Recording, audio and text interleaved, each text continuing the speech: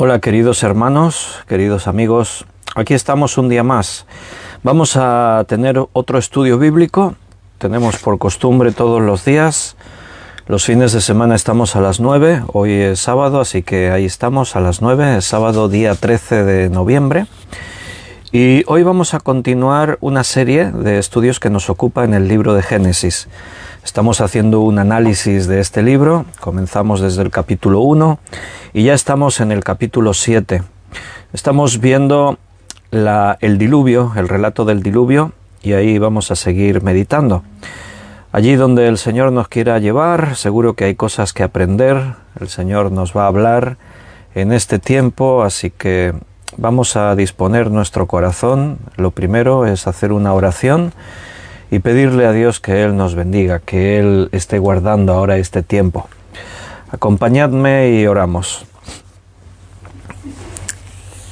Padre, gracias, te agradecemos un día más que tú estés con nosotros.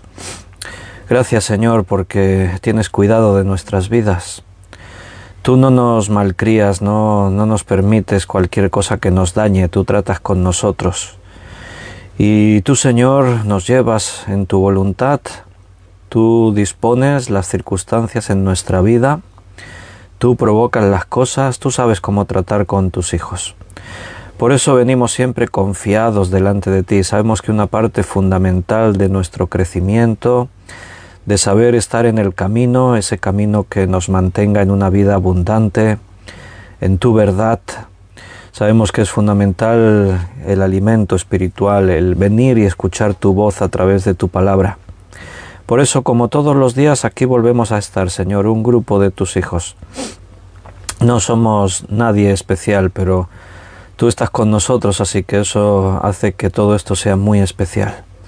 Por eso, Señor, todo lo ponemos en tus manos, agradecidos y confiados de que tú nos guíes y nos enseñes todas las cosas.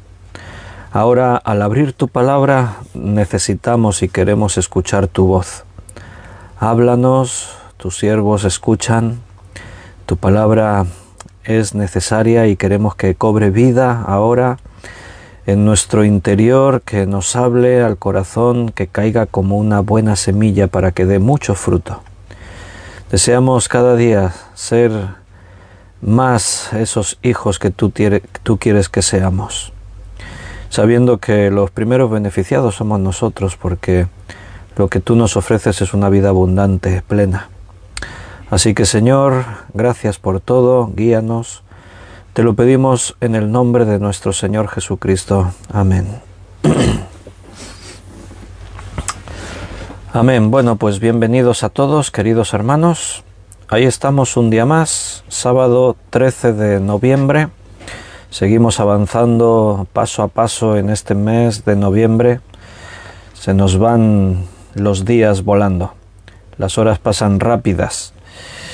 Y bueno, pues eso quiere decir que nos vamos haciendo mayores, que nuestros hijos crecen, pero también que nos acercamos a los planes que Dios tiene para la humanidad en un futuro. Y ahí estamos, siempre con la visión y nuestra esperanza puesta en lo que vendrá, en el futuro. El futuro que nos espera es glorioso. Estamos en Génesis capítulo 7, el diluvio. Es un texto fundamental en la Escritura para entender muchas cosas. El diluvio no solamente es un relato de un acontecimiento que ocurrió hace mucho tiempo y que nos pilla muy de lejos. A nosotros no nos afecta porque es algo que ocurrió allí hace algunos miles de años, pero en realidad no es así. El diluvio tiene enseñanzas tremendas con implicaciones también para nuestra vida hoy. Ahí hay cosas que ocurrieron, que sucedieron, con las que Dios trató con los hombres y eso tiene que ver mucho con nuestras vidas, con el mundo en el que vivimos hoy, con el futuro que nos espera. Así que ya hemos orado y confiando en el Señor, en su voluntad, creemos que el Espíritu Santo nos guiará en este estudio y ahí vamos a entrar. Génesis 7, prepara tu Biblia. Solo déjame que mire rápidamente aquí a los hermanos que han escrito en el chat del directo de Facebook. Ya sabéis que podéis interactuar haciendo preguntas o también escribiendo alguna aportación, lo que vosotros queráis. Buenas noches, dice Miriam. Buenas noches, hermana. Gaby y Yoli, buenas noches. Bendiciones también para vosotros. Benito también ha saludado, buenas noches. José Luis también, bendiciones también para ti, José Luis. Miguel Torres desde Perú, un abrazo, Miguel, Dios te bendiga. Juan Bermudo, Dios te bendiga, Juan, bienvenido, buenas noches. Ana Rita, muchas bendiciones también para ti. David, Liliana y David y Daniela, la familia, buenas noches, bienvenidos. Me alegro muchísimo de volver a veros a todos y de ver que ahí seguimos. El hecho de veros aquí para mí me dice pues que estáis bien, por lo menos lo suficientemente bien como para poderos conectar y estar aquí en el estudio. Hay más hermanos que se van conectando y ya se añaden y nosotros ya vamos metiéndonos en el tema. Génesis capítulo 7. Recuerda que el último día estuvimos hablando acerca del diluvio. Nos planteamos básicamente el estudio fue para responder a una pregunta: ¿cómo fue el diluvio? ¿Fue universal? O sea, ¿realmente es posible que eso ocurriese? No es un mito, no es una leyenda, ocurrió de verdad. Estuvimos respondiendo a todo eso porque aún desde el punto de vista científico hay muchos argumentos para darnos cuenta y creer que lo que la Biblia cuenta en Génesis 7 y 8 ocurrió de verdad. O sea, no es un cuento ahí que se cuenta a los niños pequeños, no. Es un relato con grandes enseñanzas espirituales que tienen que ver con nuestra vida. Por lo tanto, lo tenemos muy en cuenta porque el Señor aquí tiene cosas que decirnos prácticas para nuestra vida hoy, aquí en el siglo XXI, donde nos tocó a nosotros vivir. Recuerda que Jesús sitúa el diluvio universal, Jesús lo mencionó.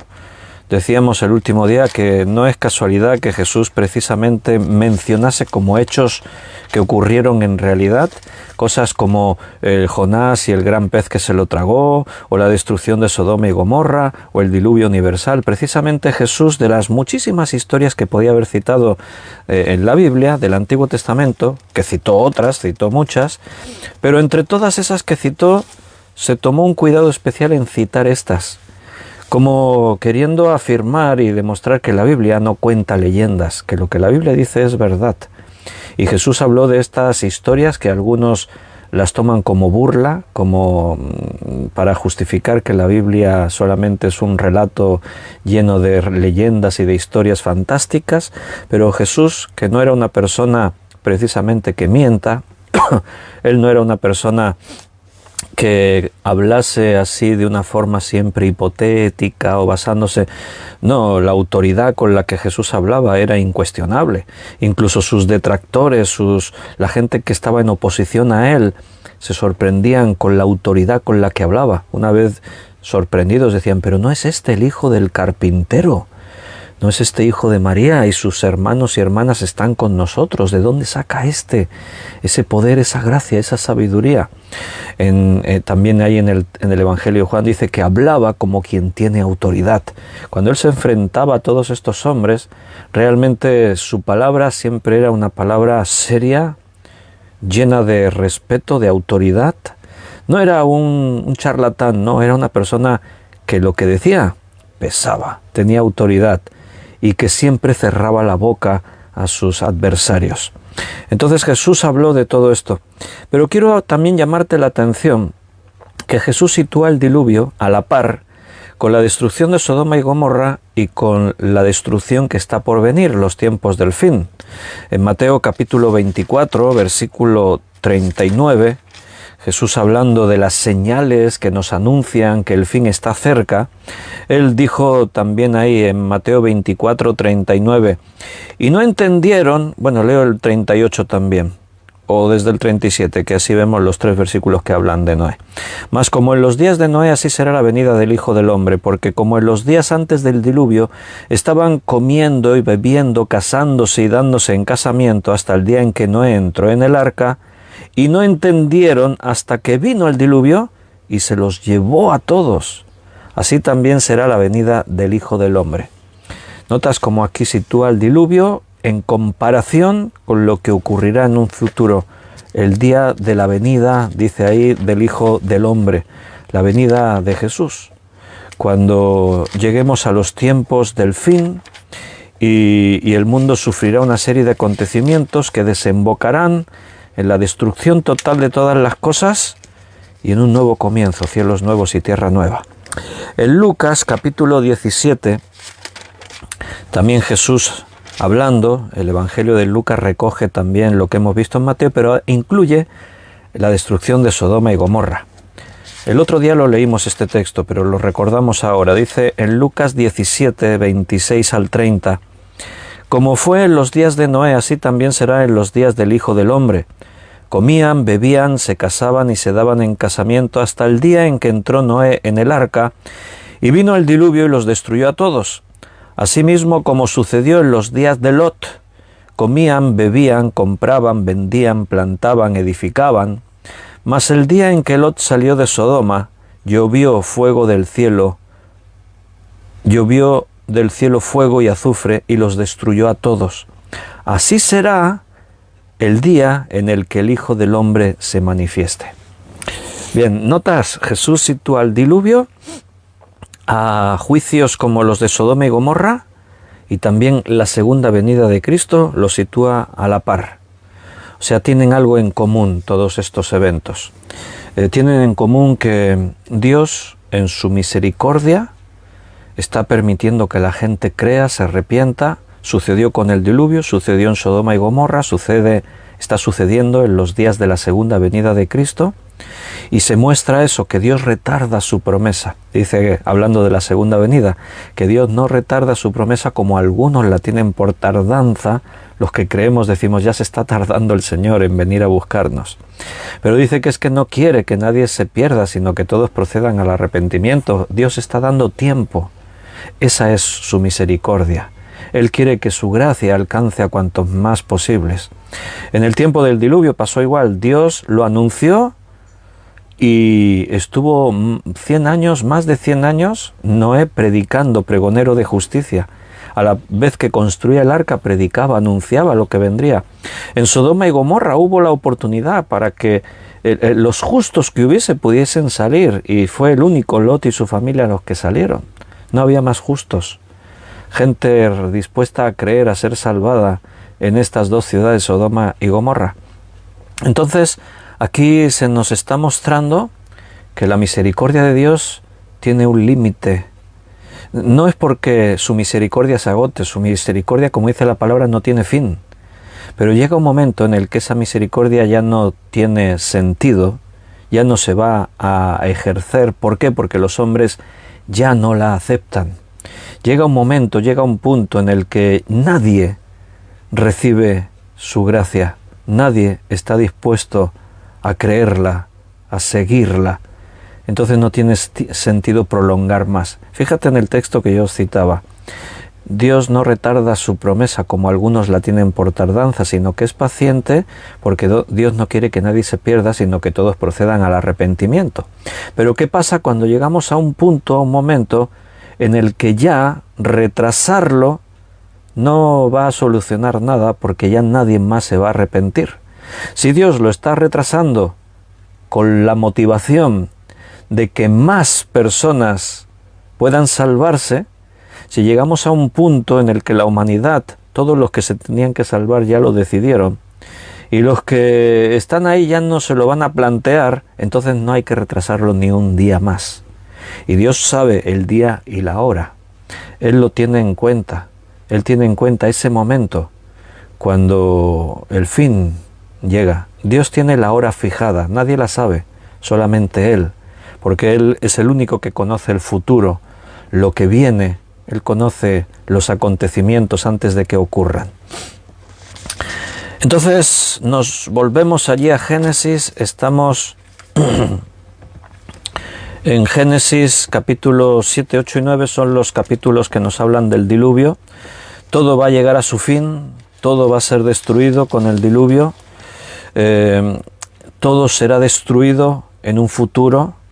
seguramente no muy lejano, porque las señales que Dios nos dejó ahí en Mateo 24, en Lucas 17, se están cumpliendo todas. Entonces no debe faltar mucho tiempo. El Señor dijo: cuando veáis que estas cosas ocurren, sabed que está cerca, a las puertas. No falta mucho, hermanos. Mira cómo está el mundo. Está todo... Ahí están reunidos en Glasgow los líderes de todos los países del mundo, hablando y tratando a ver qué hacemos para evitar que el planeta se destruya, que el cambio climático siga avanzando. ¿Qué hacemos para invertir el proceso? Ahí están. ¿Has leído en la prensa? ¿Has oído las noticias de que estén llegando a soluciones? Nada, cero. Es que cada año pasa lo mismo. Yo no sé ni para qué se reúnen. O sea, fíjate la paradoja. Ahí se veía fotos en la prensa del aeropuerto donde están todos los jets privados aparcados ahí. 400 jets privados. ¿Tú sabes la cantidad de dióxido de carbono que han lanzado a la atmósfera todos esos aviones? Pero han venido para hablar del cambio climático. Han venido todos montados en sus jets privados, lanzando ahí bastante contaminación, para hablar de cómo podemos hacer para que no haya tanta contaminación. ¿No te parece una paradoja? Ahí están todos alojados en suites presidenciales, hoteles de máximo lujo, pegándose unas comilonas increíbles y disfrutando de un tiempo de ocio también y de entretenimiento, y después se reúnen, se ponen a hablar, ¿y qué acuerdan? Nada. No hacen nada. O sea que este mundo sigue hacia una destrucción, hacia un caos, hacia toda la creación gime a una. Así dice la palabra de Dios. Y así estará hasta la venida de Jesús. No hay vuelta atrás. Y esto no es pesimismo, porque estamos hablando que todo esto está dentro del plan de Dios. A veces cuando dices esto no tiene solución, esto no tiene vuelta atrás, el clima va a seguir, algunos dicen: hombre, pero no hay que ser tan negativo, porque no, esto no es negativo. Esto es aceptar lo que Dios ha dicho que va a ocurrir. Aceptar que el hombre es libre y el hombre ha decidido ese camino. El ser humano ha tomado esta dirección. La contaminación que el hombre lanza a la atmósfera nunca se había experimentado como en estos años. En el último siglo, la historia de la humanidad ha cambiado radicalmente en todos los sentidos. Los recursos del planeta se agotan, se exprime al planeta, para nuestra comodidad, nuestro bienestar y nuestros lujos, se están explotando todos los recursos naturales, y eso tiene una repercusión total en todo lo demás. Estos días veíamos en el Mediterráneo las fotos del satélite, como aquí cerca en la costa entre España e Italia se formaba como una especie de ciclón tropical, un huracán. Desde el aire, la borrasca, se veía la misma forma, esa forma de espiral. Eso no ha pasado, no pasaba nunca. O si pasaba era ocasionalmente, así como... Pero ahora es que cada año se van produciendo nuevos fenómenos atmosféricos, aparecen nuevos conceptos, ciclogénesis explosiva. Esto que os estoy diciendo también tiene un nombre, pero ahora no me acuerdo. Lo leí en la prensa. Esta tormenta que se formó en el Mediterráneo, que tiene una forma como de huracán, dicen los expertos que no creen que llegue a convertirse en ciclón. Ahora, de momento anda con vientos de 110 kilómetros por hora y hay lluvias torrenciales ahí donde está afectando, pero dicen no creemos que llegue a convertirse en ciclón. Es una borrasca con forma de las borrascas tropicales que se forman en Asia y en el Caribe, que muchas se convierten en huracanes o en ciclones, depende de dónde estamos hablando, ¿no? Pero el mundo todo está patas para arriba, todo está trastornado, el clima, todo. Bueno, como en los días de Noé, dijo Jesús, así será la venida del Hijo del Hombre. Lo has leído, ¿no? En Mateo, pero en Lucas has leído la descripción, cómo Lucas lo dice. ¿Qué es lo que hacían en los días de Noé? ¿Qué es lo que pasaba allí en los días de Noé? Porque así será lo que va a pasar en este tiempo. Pues dice, comían, bebían, se casaban y se daban en casamiento, hasta el día que entró Noé en el arca y vino el diluvio y los destruyó a todos. También pasará como pasaba en Sodoma y Gomorra. ¿Oyes lo que pasaba en Sodoma y Gomorra? Comían, bebían, compraban, vendían, plantaban, edificaban. ¿Te suena algo todo eso? Esa es la descripción del mundo como lo vivimos hoy en día. Dices, bueno, pero siempre han comido y han bebido los hombres, ¿no? ¿Qué tenía de diferencia en los días de Noé o en los días de Sodoma y Gomorra? Bueno, evidentemente está hablando de una forma anómala de practicar esto. Lo normal es comer y beber. Lo normal es casarse y darse en casamiento. Y edificar y construir y vender. Pero está hablando de algo anómalo. Lo normal se convierte en algo anómalo. ¿Acaso es normal lo que vivimos hoy en día? ¿Cómo se come y cómo se bebe? Si parece que vivimos para eso, la glotonería, parece que vivimos para comer y para beber. O sea, hablamos de abuso, hablamos de que más de 1.000 millones de personas en el mundo se mueren de hambre y en el resto del mundo nos morimos por comer demasiado. Enfermedades relacionadas con el exceso en la alimentación y en una mala alimentación. Esa es la paradoja, esa es la señal. O sea, siempre el hombre construyó su casita, pero hoy en día se construye cada vez más alto. Siempre hay una competición de a ver quién construye el rascacielos más alto.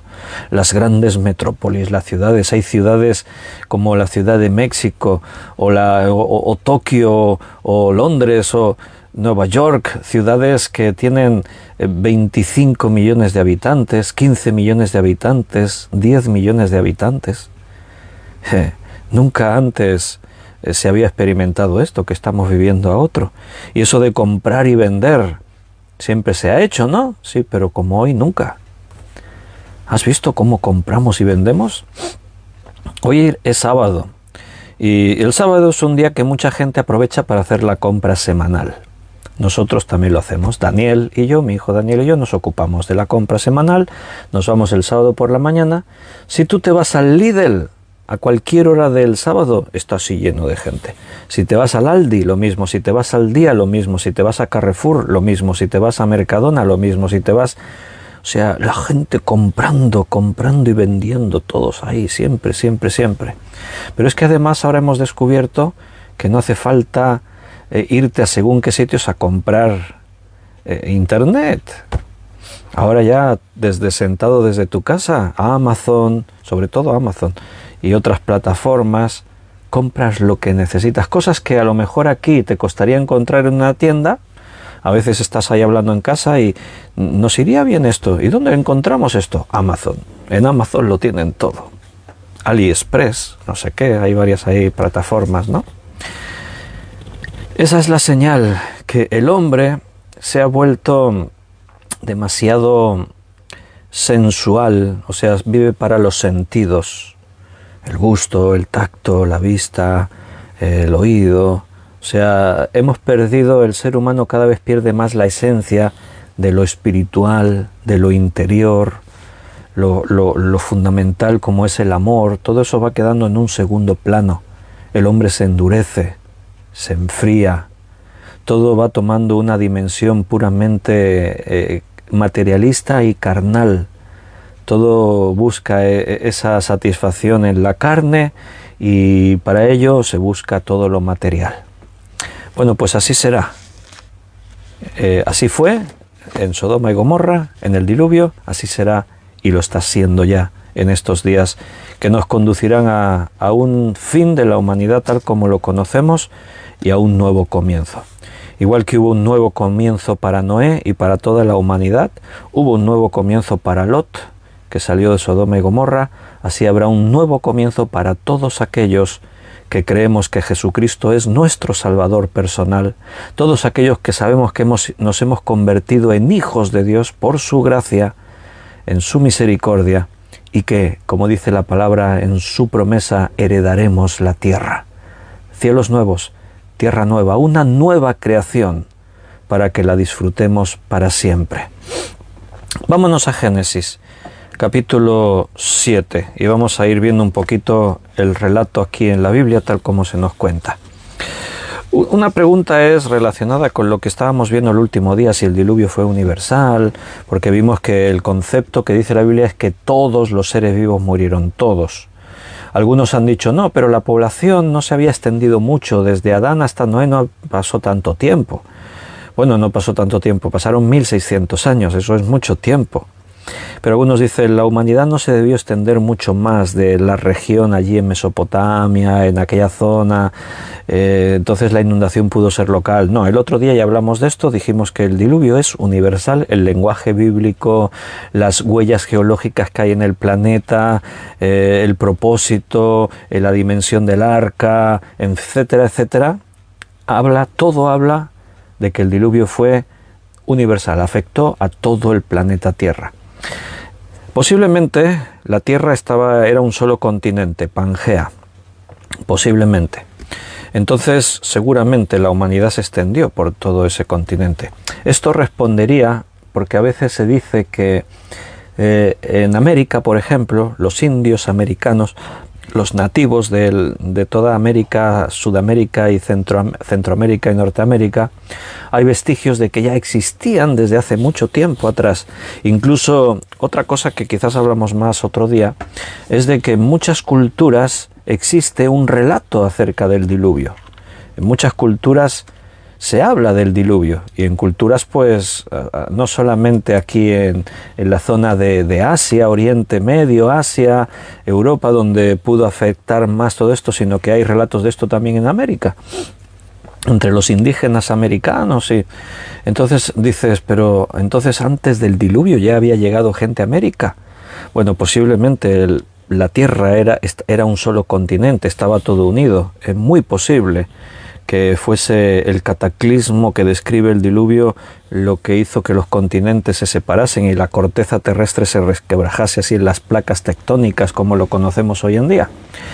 Pero a la respuesta, ¿se había llenado la tierra de gente antes del diluvio? Bueno, pues posiblemente sí. Recuerda que el mandamiento de Dios era llenad la tierra, y el hombre vivía un promedio de 900 años. Los seres humanos, o sea, tenían hijos con edades ya muy avanzadas. Noé tuvo hijos así muy mayor. Entonces, durante muchos años, cientos de años, los hombres tenían hijos, pero sus descendientes ya iban teniendo más hijos, así que es muy posiblemente que la Tierra contase con varios miles de millones de habitantes. Alguno dirá, ¿tantos? No es un problema de tiempo. En 1600 años y viviendo lo que vivían, ¿sabes cuántos habitantes tenía la Tierra en 1930? Hace menos de 100 años. En 1930, la población mundial era de 2.000 millones de habitantes. Esas son las cifras oficiales. Menos de 100 años después, hoy en el 2021, nos acercamos a 8.000 millones de habitantes. ¿Escuchas? En menos de 100 años, la población mundial se ha incrementado en 6.000 millones, casi 6.000 millones de habitantes. O sea, desde Adán a Noé, en 1.600 años, con la longevidad que tenían, porque una de las cosas que ha hecho hoy que la población mundial aumente tanto es precisamente eso, la calidad de vida, el hecho de que el ser humano ha aumentado su longevidad, pero no nos podemos comparar con los antediluvianos. Ahora la esperanza de vida está en 80 años, algunos llegan hasta 90, incluso hasta 100, pero cuando ellos llegaban hasta 900, imagínate, y podían tener hijos durante cientos de años. Entonces la población mundial en aquella época, no tenemos cifras oficiales evidentemente, porque no se nos cuenta eso, pero sí que podían ser varios miles de millones de habitantes que había en toda la Tierra. Y la Biblia dice que el diluvio mataría toda vida de los animales y de los hombres que no estuviesen dentro del arca. Acompáñame en la lectura, Génesis capítulo 7, versículo 1. Dijo luego Jehová a Noé, entra tú y toda tu casa en el arca, porque a ti he visto justo delante de mí en esta generación. El arca está terminada, han pasado más de 100 años. Noé ha estado predicando todo ese tiempo y ha demostrado su fe en Dios, porque Dios le dijo que hiciese algo dificilísimo. Construir un arca con esas dimensiones. La prueba está en que imagínate que tuvieses que hacer tú un trabajo que te suponga más de 100 años de trabajo constante. Pero eso demuestra la fe de Noé. Por eso dice en Hebreos 11 que Noé creyó a Dios y le fue contado por justicia. Eso es lo que le declara justo. Por eso Dios dice, te he visto justo delante de mí entre esta generación, entre todos los habitantes de la tierra. El arca está terminada y ahora Noé espera órdenes. Y Dios le dice, entra en el arca, entra. Es el momento. Todo tiene un día y todo tiene una hora. Aunque a veces nos parezca que, bueno, el tiempo pasa, hablamos de la segunda venida de Cristo, del arrebatamiento de la Iglesia, y aunque lo creemos y lo esperamos, pero la verdad es que vivimos con una sensación como de tranquilidad en el sentido de que, bueno, esta noche no va a ocurrir. O alguno de vosotros está segurísimo de que ocurrirá esta noche. O vivís con una expectativa tan grande como que no nos queda más de una semana. ¿Verdad que no? Hacemos planes a largo plazo. Tenemos planes de aquí a meses, a veces incluso a un año. ¿Por qué? Porque no vivimos con esa sensación de decir... Cuando Pablo le enseñó a los tesalonicenses que Cristo vendría a buscar su iglesia, lo dijo en su primera carta y se vio obligado a escribirles una segunda carta porque resulta que los tesalonicenses recibieron esa enseñanza de que Cristo viene a buscar a los suyos, la recibieron con tanta fe y la creían tan firmemente que muchos estaban descuidando sus obligaciones. Estaban ya viviendo como que Cristo viene ya, mañana, entonces ¿para qué me voy a preocupar de hacer esto, hacer lo otro? Y Pablo les tiene que escribir en la segunda carta y explicarles, no vendrá sin que antes venga, habla de la apostasía, y, o sea, Pablo le dijo, bueno, vendrá, pero no es que va a venir ya, no os descuidéis. La iglesia está como muy relajada. Vivimos como, sí, Cristo vendrá, pero es un evento que nos cuesta asimilar que se pueda producir mañana. Vivimos con la sensación de que... Pero no te olvides que a los habitantes del tiempo de Noé les pilló repentinamente sin que lo esperaran. A los habitantes de Sodoma y Gomorra les pilló repentinamente sin que lo esperaran. A este mundo la Biblia dice que los pillará así. Cuando el hombre diga paz y seguridad, vendrá destrucción repentina. El hombre está tranquilo, está seguro, paz y seguridad. Sí, puede venir una pandemia, bueno, pero mira, somos capaces de superarlo. El cambio climático puede provocar cosas puntuales en el mundo, pero bueno, el ser humano tiene capacidad. Bueno, pues el hombre se siente muy seguro. Nunca antes en toda la historia de la humanidad se había sentido tan seguro como ahora, ¿no? Confiamos en la ciencia, en la medicina, en la tecnología, en nuestros gobernantes. Bueno, no sé si en eso confiamos mucho. Pero ahí estamos, tranquilos, seguros, ¿no? Bueno, la destrucción viene y viene repentinamente. Jesús dijo, como ladrón en la noche, así vendrá y nos llevará con él a los que somos suyos. Ya habíamos leído en Génesis 6, versículo 8 y 9, que Dios llamaba a Noé hombre justo. Dice, pero Noé, dice en el 6:8, Noé halló gracia ante los ojos de Jehová. Estas son las generaciones de Noé. Noé, varón justo, era perfecto en sus generaciones. Noé es llamado varón justo, y la clave está en lo que dice en el versículo 8. Noé halló gracia ante los ojos de Jehová. Es Dios quien nos declara justos, porque no hay justo ni aun uno, dice la Biblia. No hay quien no haya pecado, todos hemos pecado, y si eres pecador, entonces tienes que pagar por tu pecado, no estás declarado justo. Somos declarados justos cuando la gracia de Dios nos alcanza, cuando su misericordia nos llega. Y entonces en su misericordia, en su gracia, el Señor rompe el acta de los decretos que había contra nosotros y nos declara justos, nos declara inocentes de todo pecado, porque esos pecados ya los cargó Jesús por nosotros en la cruz. Entonces el arca está terminada, versículo 1 de este capítulo 7, todo está previsto, y Dios, porque ve a Noé, lo mira y lo ve justo, O sea, lo ve a través de la gracia, lo ve a través de la obra salvificadora de Cristo, aunque ellos aún no habían podido ver con sus ojos el sacrificio de Jesús en la cruz, pero por fe lo creían, lo esperaban. Piensa que Dios, cuando te mira y te ve, no te ve por lo que eres, no te ve según tus obras. Él te ve a través del sacrificio de Jesús, y por eso Él te ve justo. Él te ve limpio, te ve sano, te ve salvo, te ve una nueva creación. Ahora tú eres un hijo suyo. Por eso un día estaremos con Él. Por eso cuando Cristo venga nos tomará a sí mismo, como Él dijo, para que donde yo estoy vosotros también estéis conmigo. Versículo 2 y 3. De todo animal limpio tomarás 7 parejas, macho y su hembra, mas de los animales que no son limpios una pareja, el macho y su hembra. También de las aves de los cielos 7 parejas, macho y hembra, para conservar viva la especie sobre la faz de la tierra.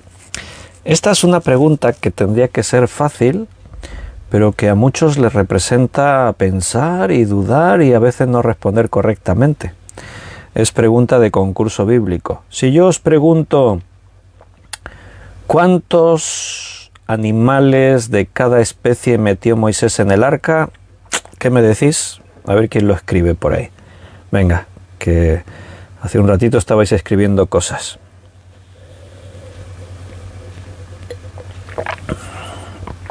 A ver si alguien se anima a escribir. Repito la pregunta.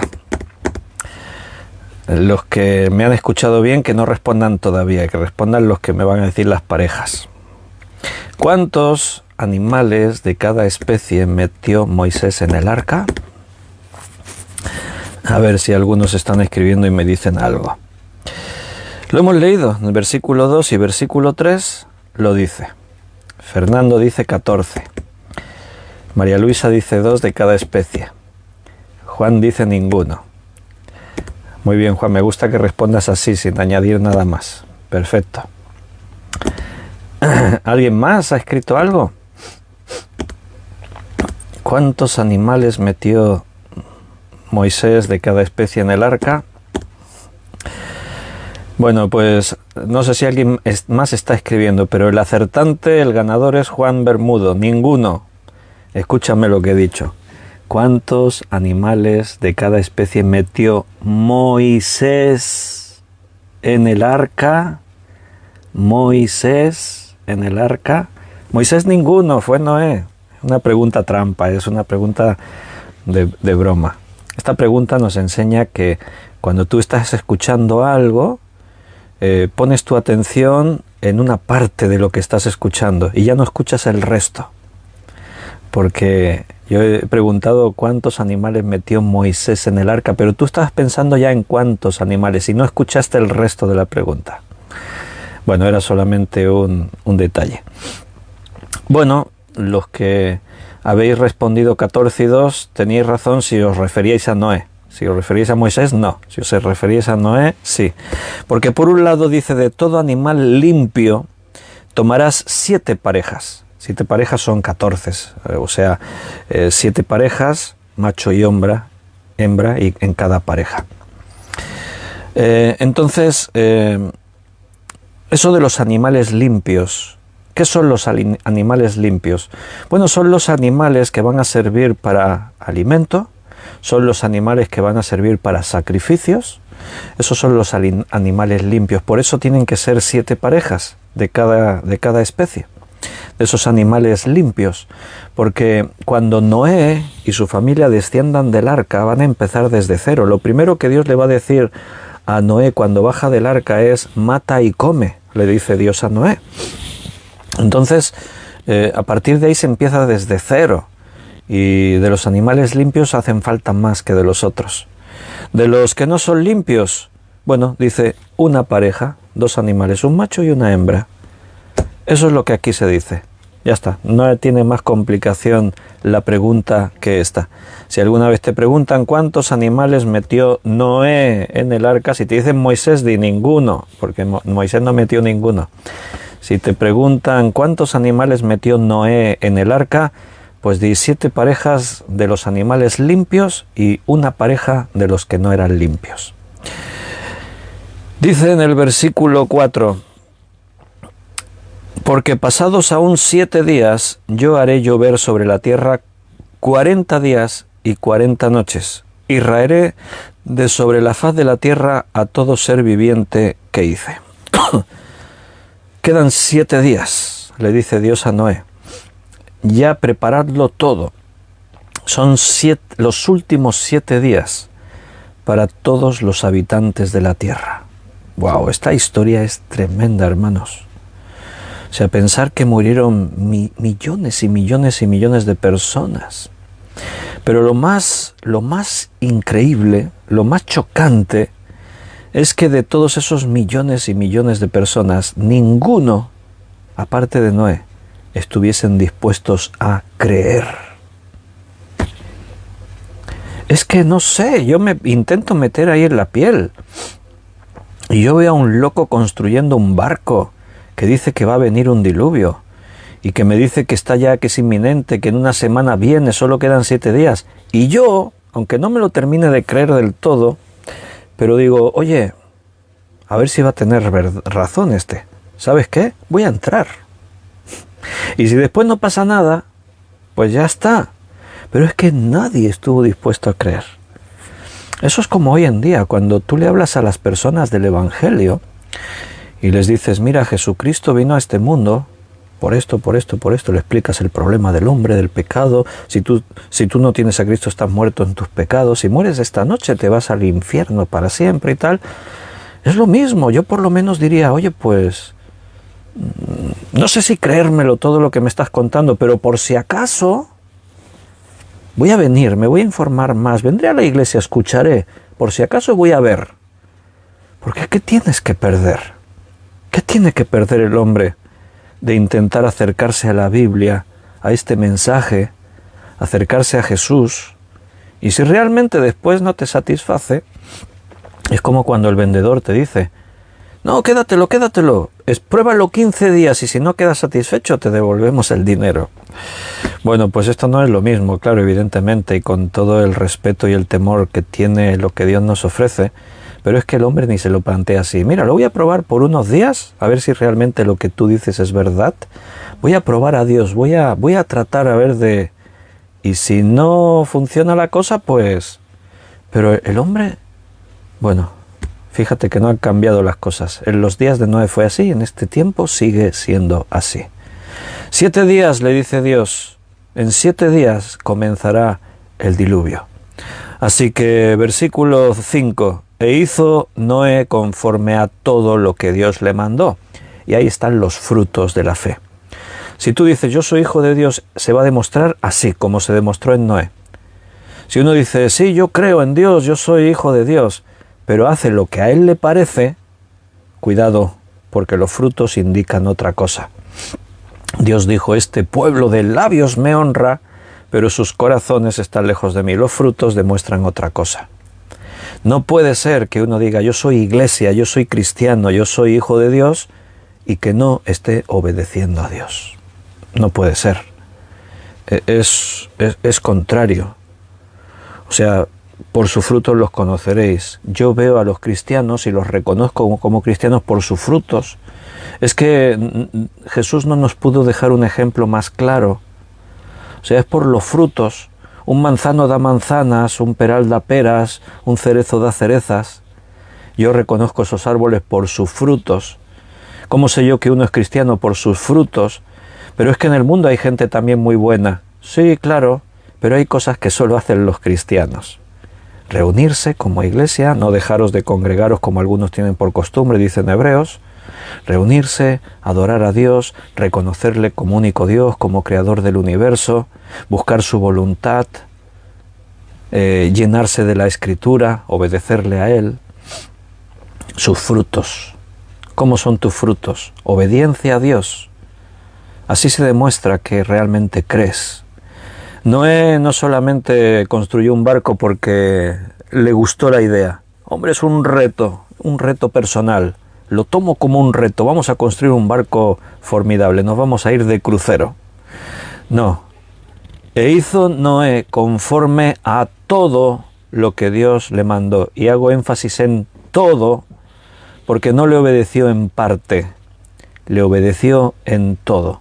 Por eso ahora la Biblia habla de Noé, pregonero de justicia, Noé hallando gracia ante los ojos de Dios, justificado delante de Dios, porque estuvo dispuesto a obedecerle en todo.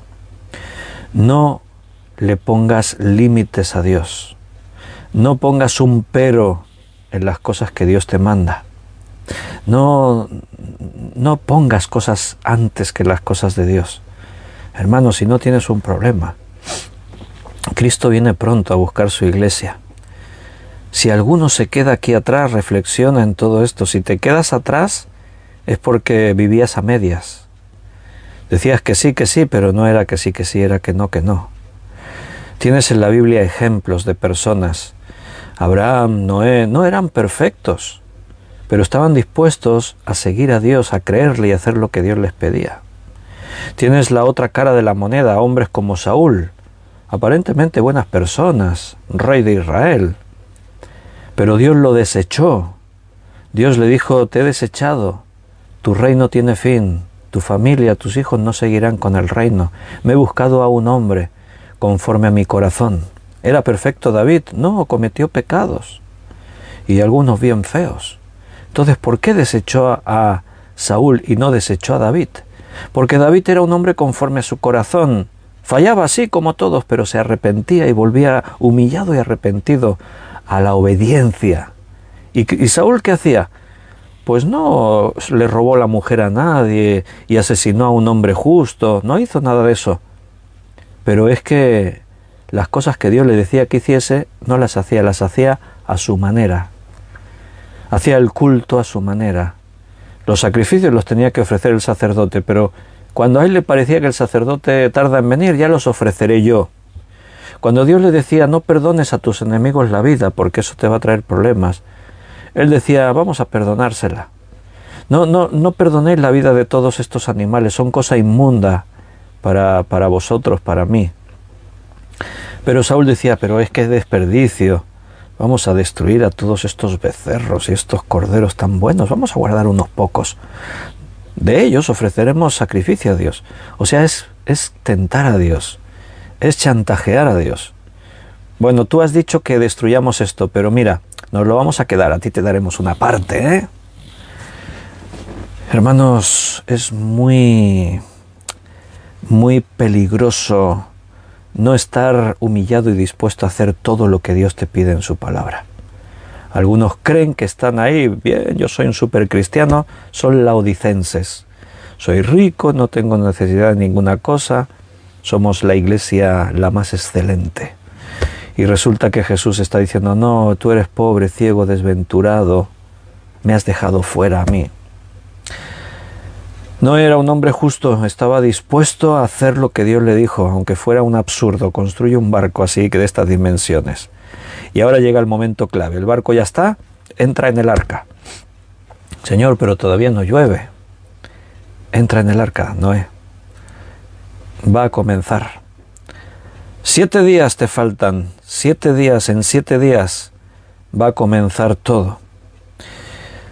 Y dice en el versículo 6 hasta el 11, era Noé de 600 años cuando el diluvio de las aguas vino sobre la tierra.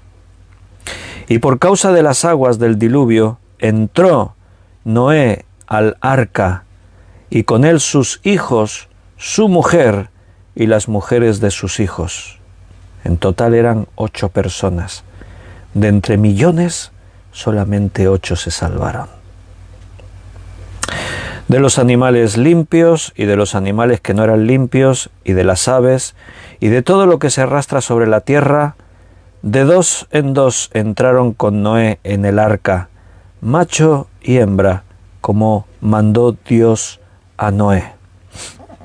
Ya estaban todos en el arca, los animales y Noé y su familia, tal como Dios había dicho. Y sucedió que al 7º día, tal como Dios había dicho, Noé en 7 días comienza todo. Así que esos 7 días fueron ya para terminar los últimos preparativos, para entrar los últimos que faltaban en el arca. Y al séptimo día las aguas del diluvio vinieron sobre la tierra. El año 600 de la vida de Noé, en el mes segundo, a los 17 días del mes, la fecha, el día, la hora quedó registrada, porque lo que ocurrió ahí tuvo una trascendencia universal, increíble. Aquel día fueron rotas todas las fuentes del grande abismo y las cataratas de los cielos fueron abiertas. Bueno, lo que estábamos hablando el último día, ahí dice que lloverá 40 días, pero aparte de llover 40 días, ocurren dos fenómenos, podríamos decir, anómalos, cataclísmicos, que por un lado son las cataratas de los cielos, o sea, de pronto se precipitó tal cantidad de agua de los cielos, seguramente, como decíamos, toda esa expansión de aguas que había en los cielos, de pronto cayeron todas sobre la tierra. Fue como las cataratas de estos grandes ríos cuando se precipitan. No era lluvia, eran cataratas. Si no, la Biblia cuando habla en otros pasajes de lluvias fuertes, torrenciales, utiliza esas expresiones. Pero aquí no. Aquí habla de lluvia, pero también dice cataratas de los cielos y dice que fueron rotas todas las fuentes del grande abismo. Ahí hubo terremotos, hubo volcanes, submarinos, los lechos oceánicos se removieron, las fosas de los océanos, los abismos de la tierra se rompieron, emergieron, desplazaron las aguas hacia la tierra seca.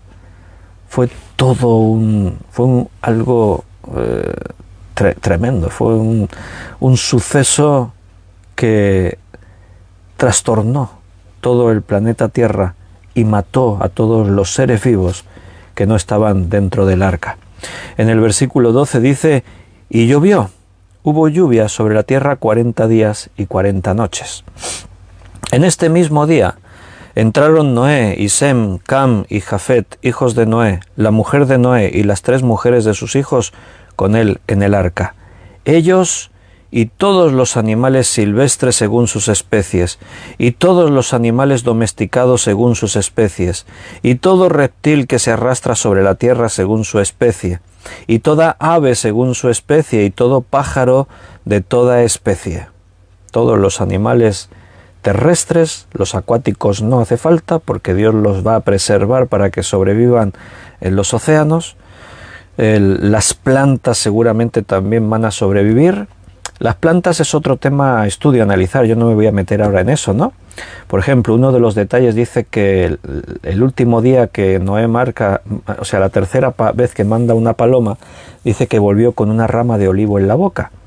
Se sabe que el olivo es un árbol que puede vivir sumergido en agua durante bastante tiempo. Hay otros tipos de árboles que no se mueren, pero las semillas permanecen. O sea, las semillas pueden permanecer en las peores situaciones, pueden quedar enterradas, pueden permanecer años. Una semilla tú la tienes ahí guardada en un sitio que esté guardado de la humedad o que esté guardado de un calor extremo. Una semilla te puede durar años y años y años, y un día tú coges esa semilla, la plantas y sale la vida. Así que el tema de la vegetación es otro, esa parte. Y dice que, versículo 15, vinieron pues con Noé al arca de 2 en 2 de toda carne en que había espíritu de vida. Y los que vinieron, macho y hembra de toda carne vinieron como le había mandado Dios, y Jehová cerró la puerta. Todos están dentro del arca, y fíjate qué detalle más interesante, el que dice al final del versículo 16, y Jehová cerró la puerta. No la cerró Noé, fue Dios quien le cerró, dice, la puerta. La palabra cerró en el hebreo se pronuncia sagar. Y esa puerta, sagar, sagar, significa cerrar, pero además significa asegurar, envolver. Eso es lo que significa. Es como que está diciendo que Dios cerró, aseguró, envolvió con su poder esa puerta, el arca. Si lo que está por venir es lo que hemos dicho, un cataclismo universal, un barco, ni siquiera un barco moderno, con todos sus avances y maquinaria y sistemas de seguridad, hubiese podido sobrevivir. El Titanic decían que era el barco invencible, y su constructor dicen que aseveró que ni Dios podría hundirlo. Y en su primer viaje, un iceberg lo hundió. O sea, un barco ni siquiera moderno habría sobrevivido a lo que describe Génesis, que llama diluvio. Cualquier nave habría sido destruida. Pero es que esto no es un relato así humano, esto es un relato divino. El arca es construida por orden de Dios. Lo que Noé está haciendo es obedecer a Dios y creerle a Dios. Y cuando tú crees a Dios, lo imposible se hace posible. Cuando tú crees a Dios, como Dios le dijo a Abraham cuando le estaba hablando de un hijo, ya él con casi 100 años y su mujer Sara estéril y también anciana, ¿y qué le dijo Dios? ¿Hay acaso algo difícil para mí? ¿Hay acaso algo difícil para Dios? Dios lo puede todo, Él es el Señor del universo. Él es el creador de todas las cosas. Él dice y las cosas ocurren. Entonces es Dios quien cierra la puerta del arca. Para Noé, esto es salvación. Si Dios te rodea, estás a salvo.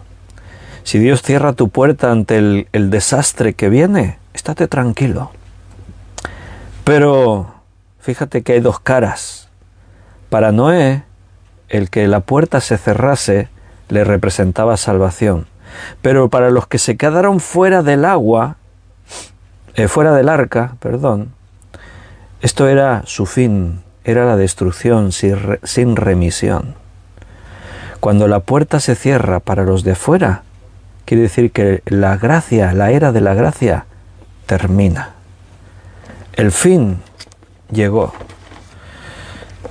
Os decía antes que el mundo no espera que venga algo semejante como el arrebatamiento, la destrucción de las cosas. El hombre, aunque sabe que hay hilos muy finos que sostienen la estabilidad mundial, a pesar de eso el hombre está tranquilo. La historia de la humanidad, llevamos aquí muchos años, ¿qué va a cambiar? Pero ese es el problema, que el hombre no espera que eso ocurra y por lo tanto no se pone a pensar en las cosas de Dios. En Mateo 25, versículo 10, dice: pero mientras ellas iban a comprar vino el esposo, y las que estaban preparadas entraron con él a las bodas, y se cerró la puerta. Después vinieron también las otras vírgenes, las otras 5, diciendo: Señor, ábrenos. Mas él respondiendo dijo: de cierto os digo que no os conozco. La puerta está cerrada. Cuando Dios cierra una puerta, nadie la puede abrir. Si Dios te abre una puerta, nadie la puede cerrar. En Apocalipsis, en el mensaje a Filadelfia, dice: he aquí yo he puesto una puerta abierta delante de ti, la cual nadie puede cerrar. Si Dios te abre una puerta, nadie, absolutamente nadie la cerrará. Pero cuando Dios cierra una puerta, la puerta se queda cerrada. No lo olvides.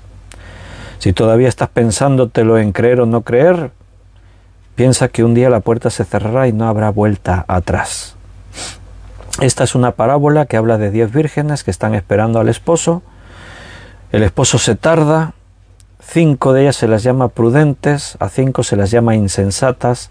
Pero aquí el tema no es la imprudencia o la imprudencia o la insensatez. No, aquí el tema es que hay gente que cree y hay gente que no cree. Las que tienen aceite son los que han creído y tienen el Espíritu Santo. Estas también se durmieron, no te olvides de eso. El esposo tardaba y se durmieron, pero tenían aceite. Habían creído, tenían el Espíritu Santo. Estas vivían su religión, su propia forma de ser, lo entendían a su manera. Bueno, ya hay tiempo, un día lo haremos. Ellas tenían también sus lámparas, tenían sus formas, también esperaban al esposo a su manera, pero no tenían el Espíritu Santo. O sea, no habían nacido de nuevo, no habían creído en el Señor. Y dice que cuando el esposo vino, se llevó con él a las que estaban preparadas. Y te has fijado, ¿no?, que lo hemos leído. Versículo 10 de Mateo 25. Y se cerró la puerta. En el tiempo del diluvio, cuando Dios cerró la puerta, ya nadie pudo entrar. Cuando las aguas empezaron a llenar en la tierra, cuando los abismos de la tierra empezaron a romperse, y empezaron los terremotos y los volcanes y el agua, el océano empezó a penetrar como tremendos tsunamis de kilómetros de altura tierra adentro, cuando las cataratas de los cielos se abrieron y todo empezó a inundarse, entonces más de uno se acordó del barco que aquel loco estaba construyendo. Entonces más de uno alzó sus ojos al cielo y dijo: Señor, ábrenos. Y Dios le respondió como a esas 5 vírgenes: ya no hay oportunidad. Tuvisteis tiempo.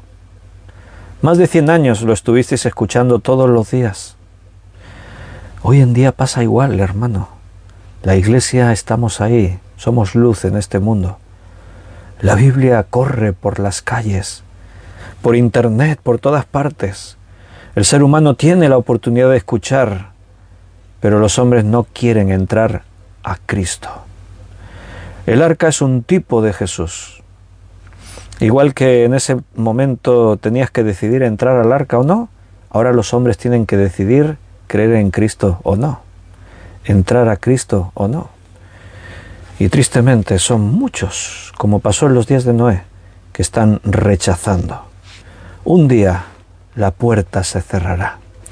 Un día el mundo abrirá los ojos y no sabrá qué está ocurriendo. Cuando millones de personas desaparezcan de todos los lugares, en todos los países, entre todas las clases sociales, habrá personas que desaparecerán en todas partes. El arrebatamiento estará en marcha. Ese es el primer punto en el que Dios cierra una puerta. En ese momento nadie puede decir: ay, Señor, estaba equivocado, llévame contigo. Tendrás que pasar la gran tribulación. La buena noticia es que ahora se te abre otra puerta, aún puedes creer. La puerta del arrebatamiento se cerró, ahí ya no te puedes ir. El primer viaje se fue, está completo. Pero aún tendrás una oportunidad. Pero en ese tiempo la humanidad sigue en las suyas, y en ese tiempo muchos seguirán sin querer entrar a Cristo. Otros muchos sí. Pero igualmente habrá un momento, después de algo más de 7 años, en los que la puerta se volverá a cerrar, y esta vez ya definitivamente y para siempre. Los que hayan creído, muchos habrán muerto como mártires, se unirán al resto de la Iglesia en la segunda resurrección para la eternidad. Y el resto de la humanidad serán juzgados para el fuego eterno. Hermanos, si ocurrió una vez, ¿quién se atrevería a decir: no, pero ya no volverá a ocurrir más? Si Dios una vez puso fin a la humanidad, ¿qué crees? ¿Que no va a cumplir lo que Él dijo que hará en este tiempo? ¿Os ocurrirá, sucederá? El Señor va a poner fin a la maldad del hombre, a la muerte y al sufrimiento. Versículo 17 de Génesis 7 estamos. Y fue el diluvio 40 días sobre la tierra, y las aguas crecieron y alzaron el arca y se elevó sobre la tierra, y subieron las aguas y crecieron en gran manera sobre la tierra, y flotaba el arca sobre la superficie de las aguas, y las aguas subieron mucho sobre la tierra, y todos los montes altos que había debajo de todos los cielos fueron cubiertos. 15 codos más altos subieron las aguas después que fueron cubiertos los montes. Cuando el monte más alto quedó cubierto, aún el agua subió unos 7 metros más. Y murió toda carne que se mueve sobre la tierra, así de aves como de ganado y de bestias, y de todo reptil que se arrastra sobre la tierra, y de todo hombre. Todo lo que tenía aliento de espíritu de vida en sus narices, todo lo que había en la tierra, murió. Así fue destruido todo ser que vive sobre la faz de la tierra, desde el hombre hasta la bestia, los reptiles y las aves del cielo, fueron raídos de la tierra, y quedó solamente Noé y los que con él estaban en el arca, y prevalecieron las aguas sobre la tierra 150 días. Sabes que la superficie de la tierra está llena de los continentes y de los océanos. Sabes que el 71% de la superficie de la tierra son océanos, son aguas.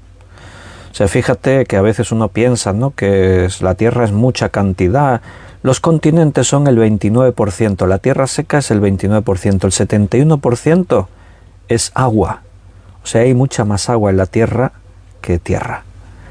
Cuando esas fosas oceánicas, si eso emergiese, por esas reacciones geológicas que hay en la tierra, de terremotos, de todo, si emergiesen, no hace falta que emerjan mucho, con que todos los fondos marinos subiesen el nivel, la tierra seca quedaría cubierta, se inundaría todo, porque ni siquiera los montes más altos en la superficie terrestre apenas destacan un poquito en la grandeza de la tierra, en la magnitud de lo que hay. Según las cifras científicas, en la tierra hay 1.386 millones de metros cúbicos de agua en los océanos, en los mares. Murió todo ser vivo, hemos leído, también los animales. Dice, ¿y los animales qué culpa tenían? Bueno, es que los animales son responsabilidad del hombre. En el Éxodo, en las plagas, con los primogénitos, ¿te acuerdas que también dice allí que murieron los primogénitos de los animales? De alguna forma refleja esa autoridad que Dios le dio sobre su creación. Sojuzgad la tierra, enseñorear sobre ella. Cuando nosotros fallamos y lo hacemos mal, no solamente nosotros, toda la creación sufre, que es lo que está pasando hoy en día. No olvidemos que la paciencia de Dios se extiende sin límite. Dices, es tremendo que toda la humanidad murió ahogada, todos los seres vivos. Sí, pero no fue porque Dios quería. Dios esperó y esperó y esperó. Pero todo tiene un límite. Dios hoy está esperando, está advirtiendo, pero todo tiene un límite. Porque tenemos que ir al segundo nivel, no nos podemos quedar así para siempre con el pecado y la maldad. Queridos hermanos, no desmayemos de pregonar, de predicar como hizo Noé, pregonero de justicia. No te desanimes, aunque los resultados no acompañen. A Noé no le acompañaron los resultados porque no tuvo ni un convertido, solamente él y su familia, pero no por eso cayó. Ahí en la segunda carta de Pedro, el otro día lo leíamos, pregonero de justicia. Y él tuvo su galardón. No desmayes, sigue predicando, porque hoy sí todavía es tiempo de salvación y aún hay personas que van a creer y van a ser salvas. El tiempo se agota, es urgente, no nos durmamos. Y sobre todo mira por tu vida, que tu lámpara esté encendida, que tengas aceite, que hayas nacido de nuevo, que tengas el Espíritu Santo, porque un día se cerrará la puerta. Que Dios os cuide, os bendiga, mis queridos hermanos. Hemos llegado al final de este estudio, un día más. Mañana domingo 14 de noviembre nos veremos por la mañana a las 11, lo que siempre celebramos en nuestro local de reuniones como el culto dominical. Si estáis por aquí cerquita y os podéis venir, mucho mejor en persona. Si nos vemos, nos saludamos y nos bendecimos. Si no puedes en persona, pues lo volveremos a retransmitir por internet. Siempre lo retransmitimos por Facebook y por YouTube. Desde el local de reuniones el sonido es mucho mejor por YouTube porque pasa por la mesa de mezclas y todo, y entonces allí la retransmisión del sonido es más buena. Si falla una, pues tienes la otra, ya sabes. Así que mañana a las 11 nos vemos en persona o en directo por Facebook o YouTube, y por la noche a las 9, pues siempre por este medio nos volveremos a ver. Siempre si Dios lo quiere, claro, estamos en sus manos, si Él nos lo permite. Un fuerte abrazo, que Dios os siga llenando con su gracia. Hasta mañana.